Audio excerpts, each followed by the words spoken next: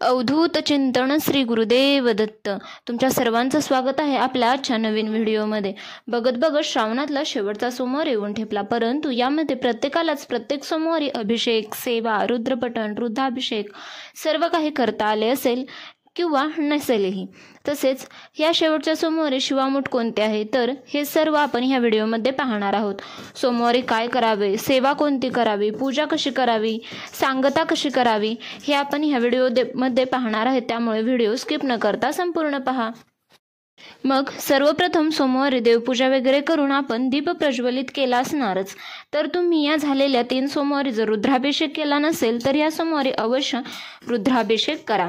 एक तामण घ्या, त्यात शिवपिंडी घ्या. शिवपिंडीचा निमुळता भाग उत्तरेकडे करावा आणि सर्वप्रथम जल नंतर दूध कशानेही अभिषेक करून घ्या.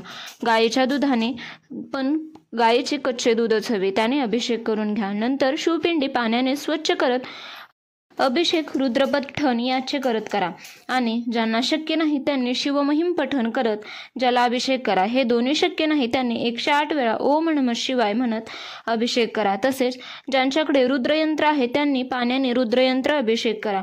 शिवमहिम पठण करत जास्तीत जास्त सेवा करा, शिवस्तुती करा. जेवढे शक्य तेवढे ओम नमः शिवाय जप करा. ज्यांना महामृत्युंजय म्हणता येईल त्यांनी त्यांचे पठण करावे. तसेच शिवगायत्री मंत्र जप सुद्धा करू शकता, ते नित्यसेवेच्या पुस्तकात मिळून जातील.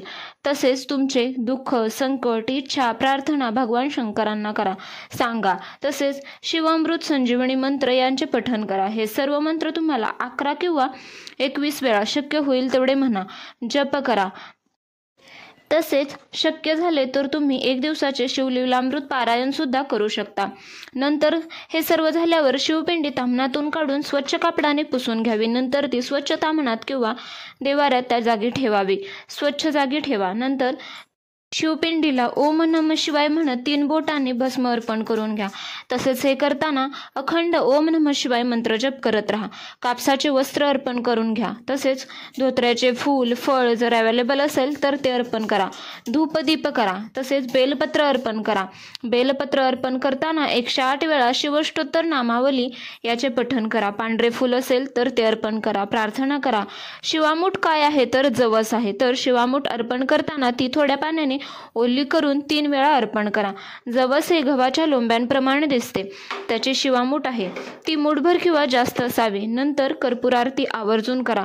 अशा प्रकारे सेवा करा, पूजा करा. जमेल तेवढी सेवा करा. तर जेवढे तुम्हाला श्रावण सोमवार जमले तेवढे केले आणि ज्यांनी प्रत्येक सोमवारची संकल्पयुक्त सेवा केली त्यांनी उद्यापन कसे करावे, तर त्या दिवशी नेहमीप्रमाणे अभिषेक करून तुम्हाला अन्नदान करायचे आहे.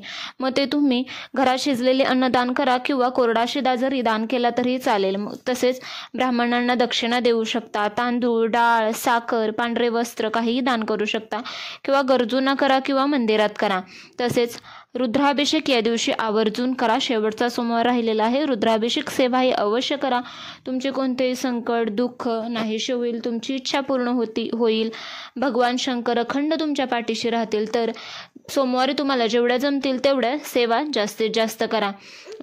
तर अशाच प्रकारच्या नवनवीन व्हिडिओसाठी चॅनलला अजूनही सबस्क्राईब केले नसेल तर जरूर सबस्क्राईब करा. व्हिडिओ पाहिल्याबद्दल धन्यवाद. श्री स्वामी समर्थ.